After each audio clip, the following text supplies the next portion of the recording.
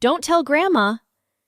That was the first thing I heard from the dark corner of my grandson's bedroom, and I swear to you, my heart stopped so hard it felt like the whole room stopped with it. Then came the second whisper. She can't find out. Now tell me something. What would you think if you heard that? If you were 60 years old, hiding in your grandson's room with a birthday present in your lap, expecting laughter, and instead you heard fear in his voice. Because that's exactly where Evelyn Carter, 60, found herself. And what began as a harmless surprise turned into the kind of moment that splits a family clean down the middle. Before we continue, please hit the like button, subscribe to the channel, and turn on the notification bell for updates. A few hours earlier, Evelyn had been in a good mood. Not a perfect mood. At 60, with aching knees and a widow's silence waiting for her in the evenings, perfection wasn't really the point anymore. But she had purpose. It was her grandson Noah Carter's 15th birthday weekend, and she had a wrapped gift she was proud of. A restored Polaroid camera she'd spent 3 weekends hunting down because Noah had once paused in front of one at an antique shop and said, almost under his breath, "That's actually kind of cool." Evelyn remembered things like that. She always had. That was one reason Noah loved her. Another reason was that she never treated him like a little kid, even when he was 1. She listened, really listened, through scraped knees, science fair disasters, his first awful haircut choice, and the long, quiet stretch after Daniel Carter, 38, his father, stopped showing up the way fathers are supposed to. Evelyn had been there. So had Noah's mother, Melissa Carter, 36, of course, but Melissa was always running. Work, bills, schedules, exhaustion.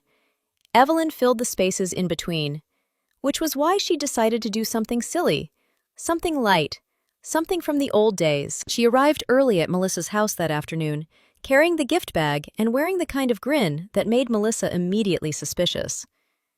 "What are you up to?" Melissa had asked from the kitchen, one hand on her phone, the other digging through a drawer for candles. "Nothing," Evelyn said, which of course meant something. Melissa gave her that tired half-smile daughters give mothers when they don't have time to argue. "Please don't wind him up too much. He's been, I don't know, off lately." Off. That word stayed with Evelyn, because she'd seen it too. Noah had been different the last few weeks. Still sweet, still respectful, but quieter, distracted, pulling away in that teenage way that could mean absolutely nothing, or everything. He had canceled Saturday breakfast twice in 1 month, and Noah never canceled Saturday breakfast. Once, when Evelyn asked if he was okay, he answered too fast. Another time, when a car door slammed outside, he actually flinched. She noticed. She just didn't push. Maybe that was her mistake. Melissa rushed upstairs to change while Noah was still out with a friend, and Evelyn looked at the hallway, then at the wrapped Polaroid camera in her hands, and made a decision that felt playful at the time. She would hide in Noah's room. Just for a minute. Jump out, make him laugh. Break whatever strange distance had settled between them. So Evelyn climbed the stairs carefully, muttering at her knees, and let herself into Noah's room. The room was dim, curtains half drawn. Unmade bed, desk cluttered with school papers, a hoodie on the floor. Normal teenage mess at first glance. But then she noticed little things, things that did not fit. A second phone charger near the bed. Not Noah's. She knew because his had a strip of blue tape around the cord. This one didn't. A sharper scent in the air, too. Cologne, masculine. Too heavy for a 15-year-old boy who usually smelled like laundry soap and whatever body spray was cheapest at the pharmacy. His dresser drawers were half open, clothes shoved in without care. That bothered her more than it should have. Noah was not sloppy. Not usually. Then she heard the front door downstairs. She smiled and ducked into the corner near the closet, gift bag clutched against her chest, already picturing his embarrassed laugh. Footsteps came up the stairs. One set. Just one. Noah entered the room and shut the door softly behind him.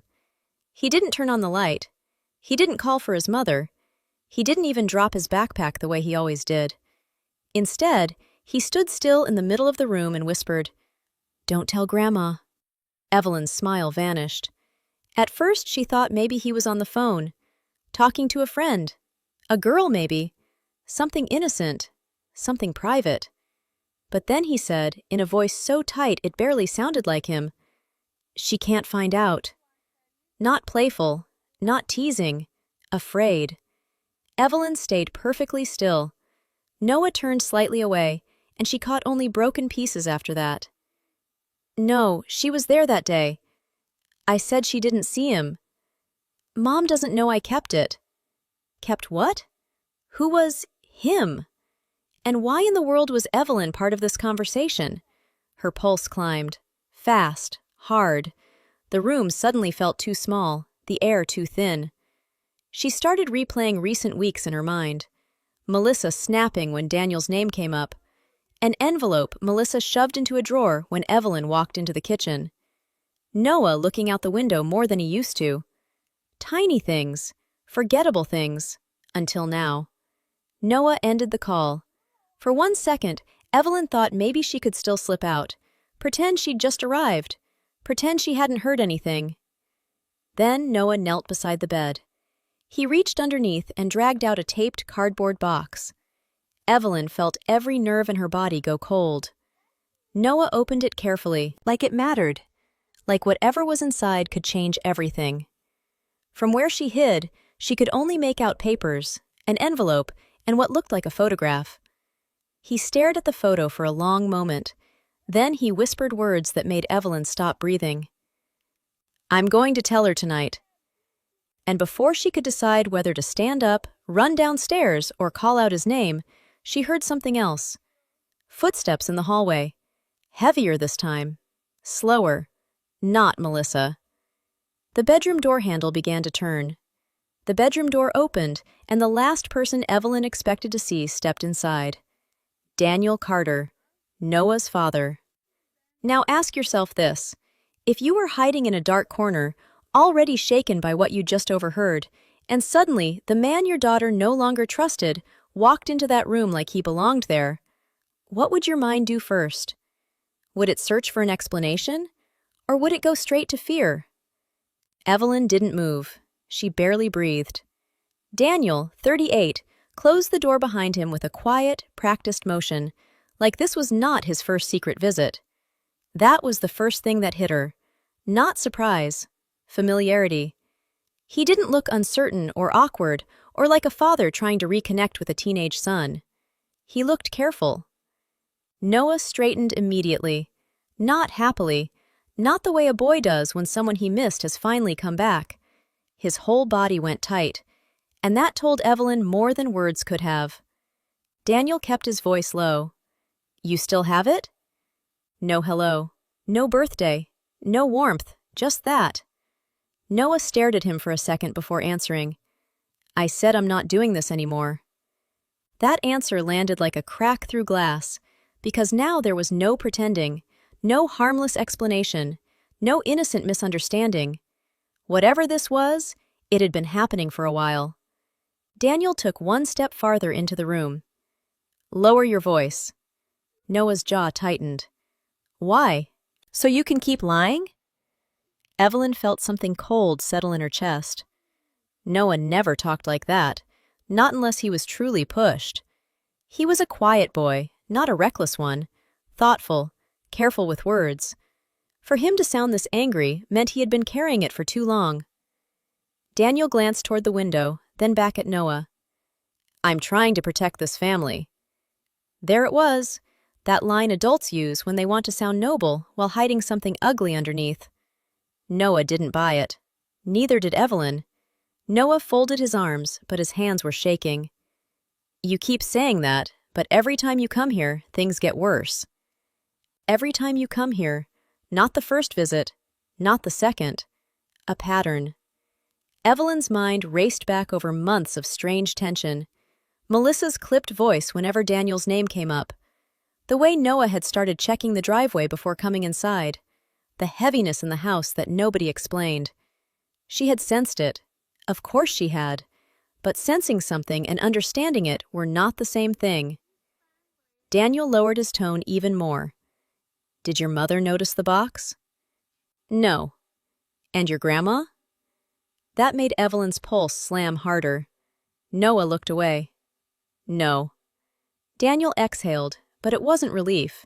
It was calculation. Good. Good? Evelyn's fingers tightened around the gift bag until the paper crinkled softly in the dark. Then Noah asked a question that changed the shape of everything.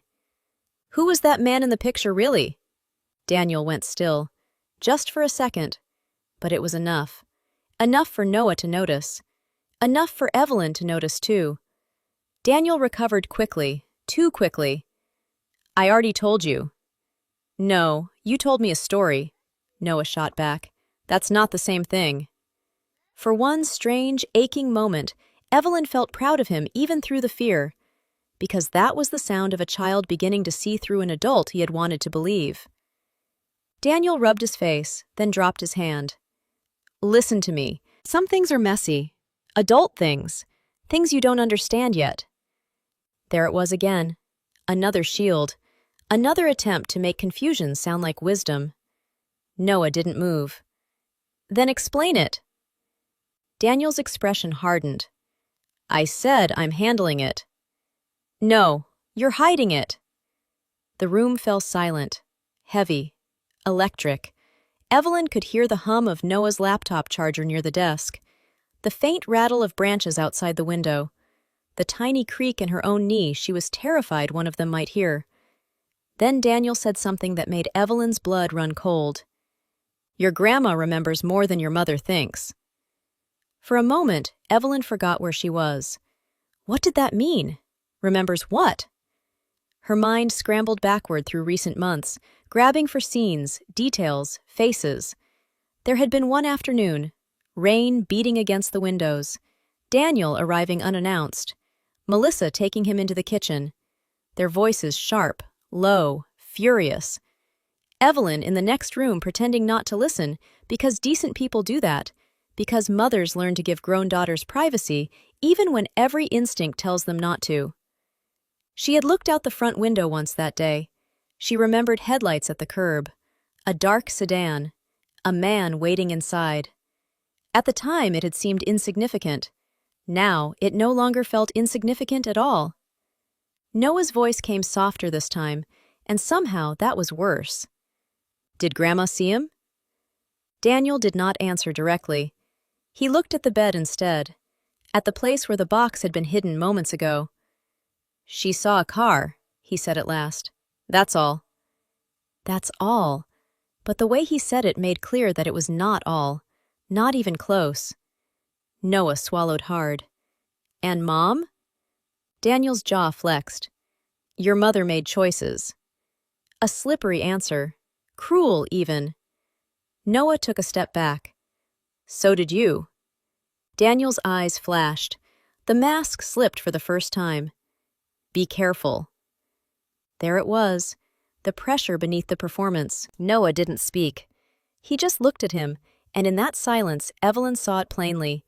This boy was afraid of his father, not of being hit, not of some dramatic outburst, but of being manipulated, cornered, made responsible for something no 15-year-old should have been dragged into. Daniel moved closer to the bed and lowered his voice to something almost calm. Where is it? Noah didn't answer. Daniel repeated, Where is the box? Noah hesitated, and then Daniel said the one sentence that made Evelyn realize the secret wasn't just dangerous. It was already aimed at her. If Evelyn sees that picture, he murmured, she'll know exactly why I came back. Then he bent down and reached under the bed, and this time, hidden in the dark, Evelyn knew one thing with terrifying certainty. Whatever was in that box was about to drag all of them into the open. A tiny scrape gave Evelyn away. That was all it was. A small shift of her shoe against the wooden leg of Noah's desk. Barely a sound, the kind of noise nobody would notice in an ordinary room on an ordinary day. But this was not an ordinary room, and this was not an ordinary day. Daniel froze with one hand under the bed. Noah's head snapped toward the corner. For one suspended second, nobody moved. Nobody breathed. The silence turned sharp. Then Daniel straightened slowly. "Who's there?" Evelyn's heart pounded so hard she could feel it in her throat. There was no point staying hidden now, no chance of slipping away. The surprise was over. The game, if it had ever really been a game, was dead. She rose from the corner with the stiffness of a 60-year-old woman who had been crouching longer than she should have, one hand braced against the wall, the gift bag hanging uselessly at her side. The look on Noah's face was worse than shock. It was devastation. "Grandma!" Daniel's expression changed too, but in a different way. Noah looked frightened. Daniel looked cornered, and that difference told Evelyn almost everything she needed to know. She stepped forward into the dim light, feeling ridiculous for half a second, painfully aware of how absurd she must look emerging from a corner in her grandson's bedroom like some spy from a discount thriller. But the absurdity vanished the moment she saw Daniel's eyes.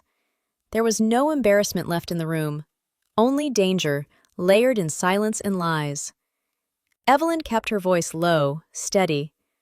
"What picture?" Nobody answered. She looked at Noah first. He dropped his gaze. Then at Daniel. He did what men like Daniel always did when the truth got too close. He smiled. Quickly. Thinly. "Wrong." "Well," he said, spreading his hands as if this were all some misunderstanding. "This is awkward." Awkward. Evelyn almost laughed at that. Almost. "What is awkward," she said, "is hearing my grandson whisper that I can't find something out while his father sneaks into this house like a burglar." Daniel gave a soft exhale, as if she were the unreasonable one. "You're taking this the wrong way." "That usually means I'm taking it the right way." For a moment, Noah's eyes flickered up at her. Tiny, quick, but there. A flash of relief that she had said what he could not. Daniel straightened his shirt. "I came by to drop off a birthday card and talk to Noah. Privately." "About a box hidden under his bed?" That landed. Hard. Noah looked at Daniel. Daniel looked at Noah. Neither spoke, and in that silence, the room shifted. The balance changed. Evelyn took another step closer. "I heard enough to know someone is lying. The only question is whether I hear the rest from one of you willingly or whether I start making calls." Daniel's tone cooled. "Don't make this bigger than it is." Noah let out one short, bitter laugh. It wasn't teenage sarcasm. It was exhaustion, and that was the moment Evelyn knew. Noah had been carrying this alone. Daniel reached toward the floor. "Give me the box." Noah moved first. Fast. Before Daniel could grab it, Noah dropped to his knees, yanked the cardboard box from under the bed, and backed away with it clutched against his chest like something alive. His face had gone pale, but his voice came out clearer than before. "No." Daniel's jaw tightened. "Noah?" "I said no." There it was, the line in the sand. Evelyn didn't speak. She didn't interrupt. She knew this moment mattered. Noah had to make this choice himself. His hands trembled as he set the box on the bed and peeled back the tape. The cardboard looked ordinary, cheap, slightly crushed at one corner. The kind of box that might hold cables or old papers or nothing important at all. But the air in the room told another story. Inside were 4 things: a photograph, a folded envelope thick with cash, a flash drive, and a handwritten note. Evelyn felt something inside her go cold. Noah looked at the objects as if he hated them.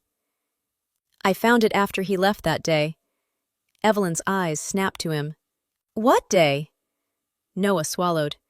"The day of the storm, when Mom and Dad were fighting in the kitchen." The memory slammed into place. Rain on the windows, Melissa's tight face, Daniel walking out too fast, Evelyn standing in the hallway with a dish towel in her hands, pretending she hadn't heard raised voices. Daniel cut in quickly. "You shouldn't have touched it." Noah turned on him. "You left it in my room." That stunned Evelyn. "You left this in his room?" "It was an accident," Daniel said. But nobody in that room believed him. Not really.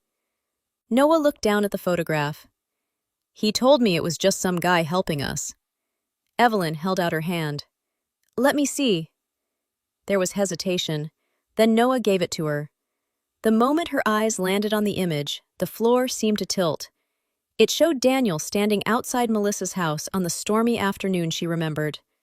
Rain blurred the edges of the shot, but the faces were clear enough. Daniel was taking an envelope from another man. A man Evelyn recognized. Martin Hale, 62, Melissa's supervisor. A polished man with a tidy smile and expensive shoes. Evelyn had met him twice. Once at a school fundraiser Melissa's office sponsored, and once in the driveway, where Martin had shaken her hand too firmly and talked too smoothly. Why was he handing Daniel money outside Melissa's home? Evelyn looked at Daniel. What is this? Daniel spread his hands. A loan. Noah's head jerked toward him. You told me not to say that. Daniel's mouth snapped shut. Evelyn felt the first sharp edge of anger pierce through her shock. You told him not to say what? Noah's breathing had gone ragged now, but something had broken open in him. Fear was still there. So was guilt, but beneath both, anger had started to rise. He said if Mom found out what was in the box, she'd lose her job. Noah's voice wavered, but he kept going. He said if you saw the picture, Grandma, you'd blame yourself because you saw Martin's car before and might figure it out. Evelyn stared at him, then at Daniel, then back at the photograph in her hand. All the scattered details of the past few months began sliding toward each other, not fully connected yet, but close enough to hurt. Martin, money, secret visits, Melissa's tension, Noah's fear, Daniel's lies. And then there was the note. Evelyn picked it up before Daniel could stop her. He moved instantly. Don't. Too late. She unfolded it. The handwriting was Melissa's. Even before she read the words, she knew. The shape of the letters. The way she crossed her T's too hard when she was upset. Her throat tightened. Only 6 words registered before Daniel lunged to snatch it from her hand. This is the last time, Martin. And suddenly the room held an even more dangerous possibility than before. Melissa wasn't just connected to the secret, she was inside it. This is the last time, Martin. Those 6 words hung in the room like a crack in glass. And then Daniel grabbed for the note. The movement was fast, desperate, ugly. Not the reaction of an innocent man trying to stop a misunderstanding. The reaction of someone terrified of what came next. Evelyn jerked her hand back on instinct, but the paper caught between Daniel's fingers and hers. It tore at one edge with a dry, sharp sound that seemed far too loud for such a small room. Noah shouted, "Stop!" That one word hit harder than either adult expected. They both froze. For a second, nobody moved. Daniel's hand was still half raised. Evelyn was clutching the damaged note against her chest. Noah stood beside the bed, pale and shaking, looking less like a teenager than a boy who had finally reached the limit of what he could carry. And if you were watching this unfold, you would already feel it, wouldn't you? That awful truth that the secret itself is rarely the worst part. The worst part is what it does to the people forced to hold it. Evelyn's voice came out low and hard. Back away. Daniel stared at her, measuring her, looking for the version of Evelyn he could still manage. The polite mother-in-law, the older woman who might hesitate, the one who might doubt herself long enough for him to take control again. He did not find her. Slowly, he stepped back. Good, because Evelyn was done being managed. She unfolded the note fully this time. Her fingers were not steady, but her voice was. At first, she read silently. Then the meaning began to settle in, piece by piece, and she read enough aloud for the others to hear. Martin, this is the last time. I mean it. I can't keep doing this. You said 1 payment, 1 correction, 1 file, and then it would be over. If you contact me at the house again, I'll... The sentence broke where the tear had cut through part of the page. Evelyn looked up. Noah's eyes were locked on his mother's handwriting, as if he were seeing her from a distance for the first time. Daniel looked furious now, but not because the words were false, because they were working. Noah spoke first, very quietly. "What does one correction mean?" Daniel answered too quickly. "It doesn't mean what you think." "Then what does it mean?" Evelyn snapped. He opened his mouth, then shut it. Nothing honest was coming. Noah pointed at the flash drive in the box. "That's why he wanted that too." Evelyn followed his gaze. A plain black flash drive. Cheap. Unremarkable. Another ordinary object carrying something poisonous. She looked at Noah. "Have you listened to it?" He shook his head. "No, I was scared." And there it was again, the detail that made the whole thing hurt more. The adults had built a maze of lies around him, but the child in the room had still been the most honest person there. Daniel took a step forward. "There is no reason to drag this any further." Evelyn turned on him so sharply he stopped. "That sentence alone tells me there is every reason." She picked up Noah's laptop from the desk and set it on the bed. Her movements were not graceful. Her hands were still stiff with anger and age and adrenaline, but they were precise. Noah swallowed. "Grandma." She looked at him, gentler now. "We are done guessing." Daniel's voice hardened. "You don't understand what you're doing." Evelyn met his eyes.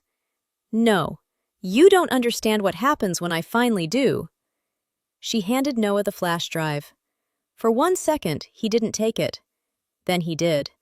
His fingers trembled so badly he almost dropped it before plugging it into the laptop. The machine took a moment to recognize it.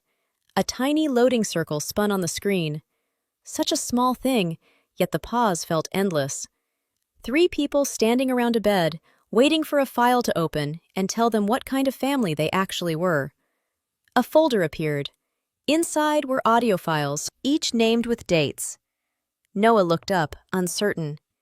Daniel said nothing, but his silence had become louder than any protest. "Play one," Evelyn said.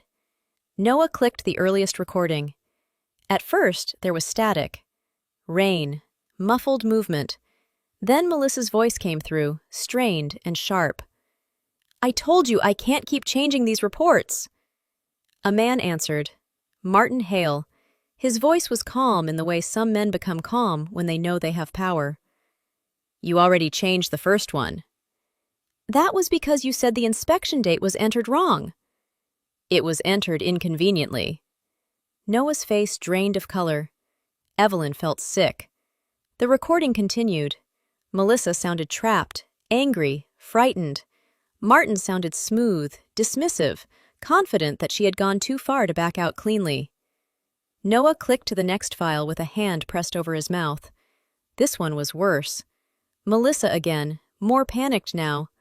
Martin warning her that if she stopped cooperating, it would be her name on the paperwork, her signature attached, her job destroyed. Her voice breaking when she said, "I'm a single mother. You know exactly what you're doing." Evelyn closed her eyes for half a second. Not because it was unclear now, because it was becoming devastatingly clear. "Play the next one," she said. Daniel finally moved. "No." Noah flinched at the force in his father's voice, but he clicked anyway. The third recording began with street noise, a car door.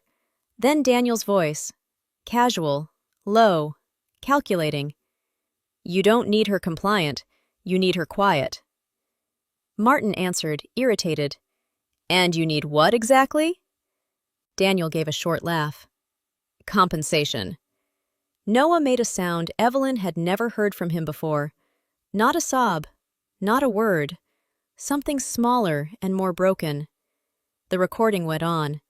Daniel telling Martin he could handle the family side. Daniel saying Melissa was emotional and predictable. Daniel implying he could make sure the situation stayed buried if the money was right. Daniel mentioning Noah only indirectly, but enough.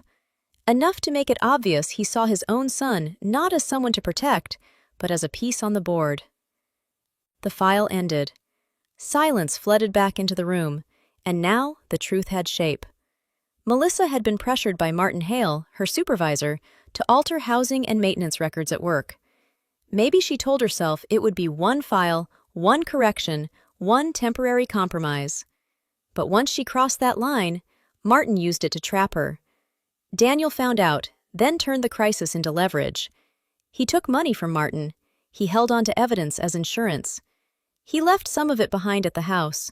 Noah found it, and instead of taking that burden away, Daniel used fear to keep it hidden. Not to protect the family, to profit from the family. Evelyn turned slowly toward him. "You used him." Daniel bristled. "That's dramatic." Noah looked at him as though something inside him had just died. "You told me Mom could go to jail," Noah said. Daniel said nothing. "You told me Grandma would blame herself." Still nothing. "You told me if I just held on to the box, you'd fix it." Daniel exhaled hard. "I was trying to keep things from exploding." "No," Evelyn said. "You were trying to control where the fire spread." He looked at her with open anger now. "Melissa started this." That sentence revealed him more completely than the recordings had. Because maybe Melissa had made a terrible decision under pressure. Maybe she had signed something she should never have signed. Maybe fear had made her weak for one desperate moment. But Daniel had heard all of that and chosen not to help. Not to protect Noah. Not to tell the truth. He had chosen the angle that paid him. Noah's voice was barely audible. "Why did you involve me?" Daniel rubbed his forehead. For the first time, there was no performance left, only irritation and self-justification. "I needed someone in the house who could keep it out of sight." The words dropped into the room like stones. Noah stared at him. Evelyn did too. Daniel, either too angry or too foolish to stop, kept going. "You only had to hold on to a box, that's all." That's all. The words shattered whatever restraint Noah had left. Tears filled his eyes instantly, not loud, not dramatic, just raw and helpless. A 15-year-old boy hearing his father reduce months of fear, guilt, lies, and insomnia to a simple errand. Evelyn stepped toward Noah, but before she could reach him, another voice came from the doorway. "You used our son?" All three of them turned. Melissa stood there. No one had heard her come up the stairs. She was still holding her phone in one hand, but it hung uselessly now at her side. Her face was white. Not angry at first. Not even shocked. Worse than that. Devastated in the still, hollow way people look when something they dreaded but tried not to name has finally spoken aloud. Her eyes moved across the bed. The photograph, the torn note, the flash drive, Noah's face, Daniel.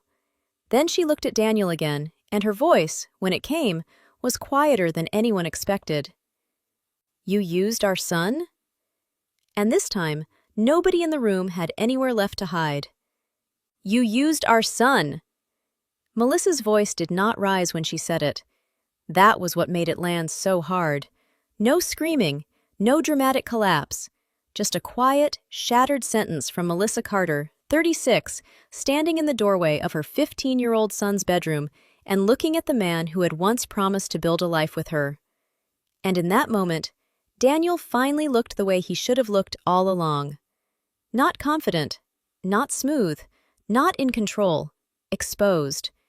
If you've ever watched a lie survive on timing, distraction, and other people's silence, then you know exactly what this moment was.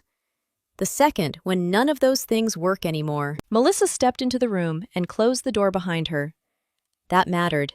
It told everyone there, including Daniel, that this conversation was not ending with another excuse, another deflection, another promise to explain later. It was ending now. Noah stood beside the bed, crying quietly, one hand still resting near the laptop as if he couldn't quite believe what had just come out of it. Evelyn moved to his side at once. She didn't say anything yet. She just put a hand on his shoulder, steady and warm, because some kinds of comfort have to arrive before words do. Melissa kept her eyes on Daniel. "How long?" she asked. Daniel let out a breath through his nose. "Melissa, how long?" she repeated. There was something in her tone now that even he could hear. Not pleading, not bargaining. Final. Daniel glanced at Noah, then at Evelyn, probably looking for weakness somewhere in the room. He found none. "A few months," he said at last. Melissa laughed once, without humor. "A few months. You blackmailed my boss for a few months and dragged our son into it." "I did not blackmail anyone." Evelyn spoke before Melissa could. "We heard the recording." Daniel turned toward her sharply. "You heard part of it." "That was enough." Melissa looked at the laptop, then at the note in Evelyn's hand. Recognition flickered across her face, followed by deep, immediate shame. She knew exactly what pieces had been found. And then she did something important. She stopped lying. Not to protect herself, not to soften the truth. She simply stopped. She looked at Noah first. "Everything you heard is real," she said. Noah's face crumpled harder, but he didn't look away. Melissa swallowed. "I need you to hear this from me. Months ago, I found out my supervisor, Martin Hale, 62, had been changing property records at work. Unit inspections, maintenance reports, occupancy dates. Things that made unsafe buildings look compliant on paper." Evelyn felt her stomach tighten. So that was it. Not vague office issues. Not harmless paperwork. Housing records, safety records. The kind of lies that could put families at risk. Melissa continued, and now the words came faster, as if truth, once opened, refused to be packed back down. "I pushed back. He told me not to make it difficult. Then, one file crossed my desk with my name already attached, and he said the date was wrong and needed to be corrected. I changed it." Her voice broke on that sentence. "Once. I changed it once because I thought it really was an error. Or maybe I wanted to believe that. After that, he knew he had me." Noah whispered, "So he threatened you?"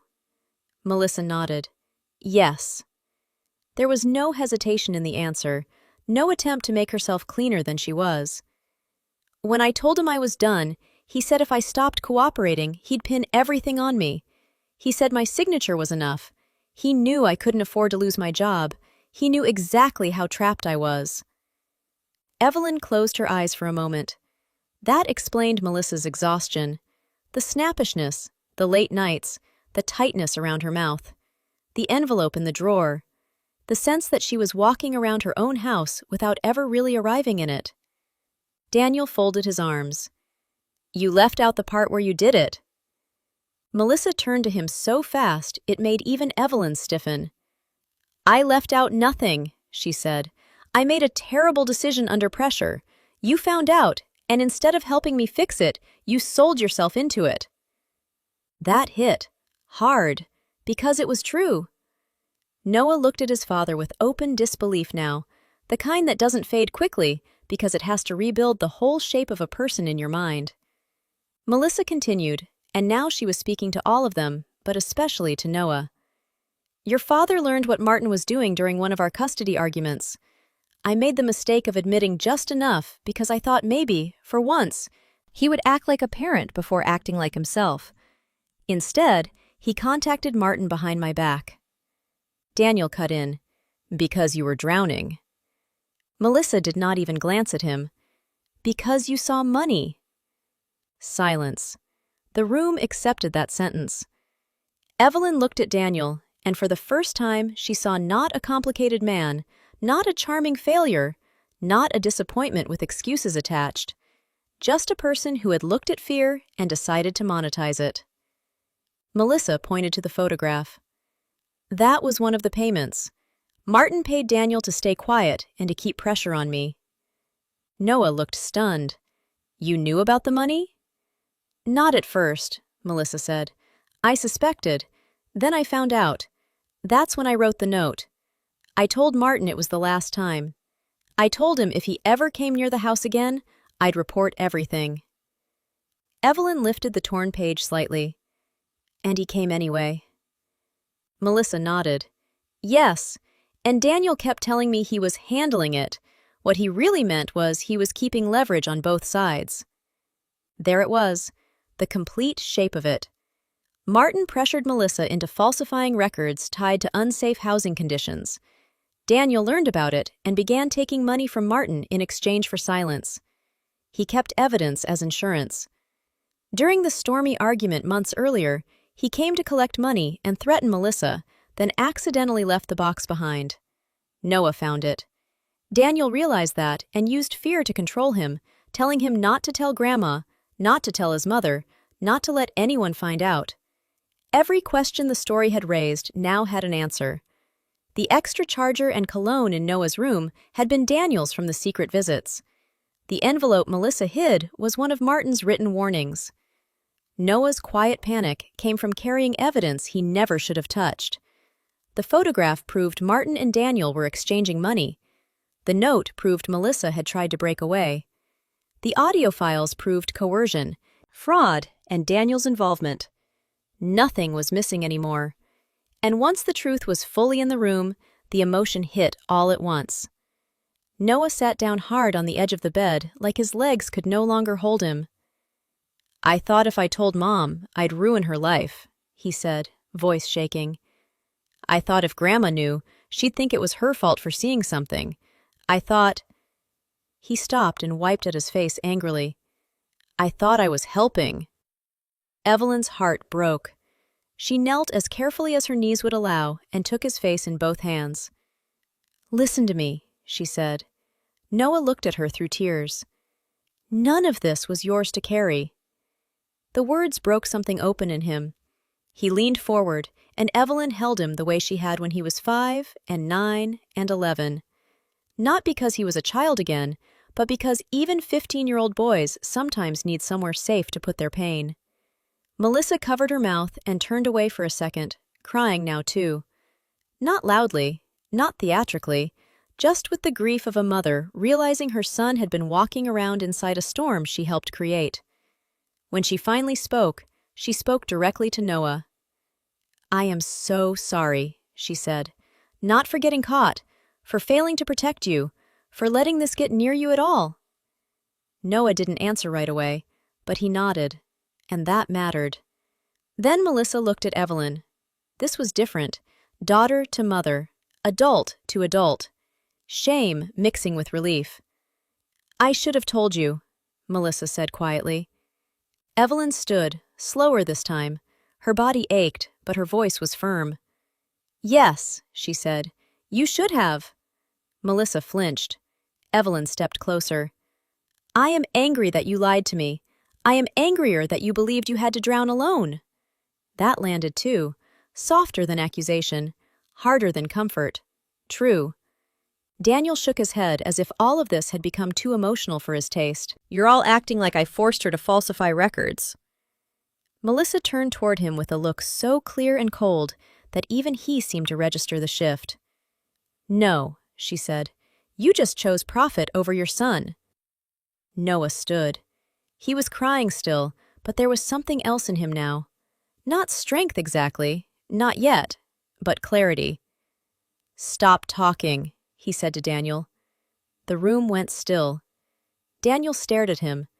Maybe he expected hesitation. Maybe he expected the old fear. He got neither. Noah's voice sharpened. "Every time you talk, you make it worse, so stop." And Daniel did. That was the emotional release the whole night had been clawing toward. Not revenge, not a dramatic speech. A frightened boy finally refusing to carry a grown man's lies. Then came the consequences. Real ones. Not vague, and then everything changed consequences. Actual, immediate steps. Melissa picked up her phone with shaking hands and called the company's compliance office first. She put the report on speaker so no one could later claim it hadn't happened. She stated her name, her position, and that she needed to disclose coercion involving falsified property records and possible criminal misconduct by her supervisor. Her voice trembled, but she did it. Then she called the police non-emergency line. Evelyn insisted on that. "Before anyone can reshape this," she said. The photograph was placed in a clear folder. The note was flattened carefully. Noah copied the audio files from the flash drive to a cloud account under Melissa's name while Evelyn watched. Daniel tried once to interrupt, saying they were making this bigger than it needed to be. Melissa didn't even turn around. "You don't get to define the size of the damage anymore." When she said that, something in the room settled, authority returning to the people who had actually paid for his choices. Daniel left before police arrived. Not because he wanted to, because Melissa told him, in front of Noah and Evelyn, "You are not staying in this house another minute." He hesitated at the door, maybe waiting for Noah to look up, maybe hoping for one final thread of loyalty. Noah never gave it. He stared at the floor until the front door closed downstairs. And that was that. In the days that followed, the truth did what truth does. It spread outward and took its shape in the world. Melissa turned over the recordings, the note, and the photograph to investigators. Her employer placed her on administrative leave during the review, which was painful and humiliating, but also real. Not a vague threat, a consequence. Still, the audio supported her claim that she had acted under coercion and had attempted to stop. That mattered. Martin Hale was suspended pending an internal investigation into property record fraud, tenant safety violations, and coercion of staff. The case widened after other documents were reviewed. Melissa was not the only employee he had pressured, just the one who finally brought receipts. Daniel became part of the investigation too. The audio and photo linked him to payments and concealment. His involvement was no longer family drama, it was evidence. Socially, the fallout was brutal. Melissa had to explain enough to close friends and relatives that rumors didn't become worse than the truth. Some people judged her. Some supported her. Most did both in uneven waves. That too was realistic. Personally, the damage did not vanish just because the secret came out. Noah did not bounce back in a single speech. He stopped taking his father's calls. Melissa arranged therapy for him within the week, and for herself too. She did not pretend love alone could clean up what fear had done. Evelyn changed as well. She could not stop thinking about the little warnings she had noticed and set aside. The flinch at the car door, the canceled breakfasts, the hidden envelope. She let herself feel the guilt without turning it into a performance. Then she made a quieter promise to herself. Next time something felt wrong, she would not call it stress and look away. Weeks passed. Not enough to erase what happened, enough to begin living after it. One Saturday morning, sunlight filled Melissa's kitchen in that soft, ordinary way that only matters after a house has held too much tension. Noah was at the table in a sweatshirt, hair messy, looking more like himself than he had in months. Not fully healed, but present. Evelyn came in carrying pancake batter and a small wrapped box. Noah looked at it and blinked. "Wait, is that the birthday gift?" "It was," Evelyn said. Then everything went to hell. That got the first real smile out of him. Melissa, standing at the stove, let out a tired laugh. A real one. Noah opened the box carefully. Inside was the Polaroid camera. For a second, he just stared at it. "You remembered," he said. Evelyn snorted. "I'm 60, not dead." He laughed then. Actually laughed. And that sound, simple as it was, felt bigger than the whole house. A few minutes later, he loaded the film and pointed the camera toward Evelyn as she stood by the counter, pretending to object. "Oh, no you don't," she said, lifting a hand. The camera clicked. The little square slid out. Noah shook it once before Melissa told him not to, and the three of them waited as the image slowly developed on the kitchen table. Evelyn looked down at it and felt something inside her loosen.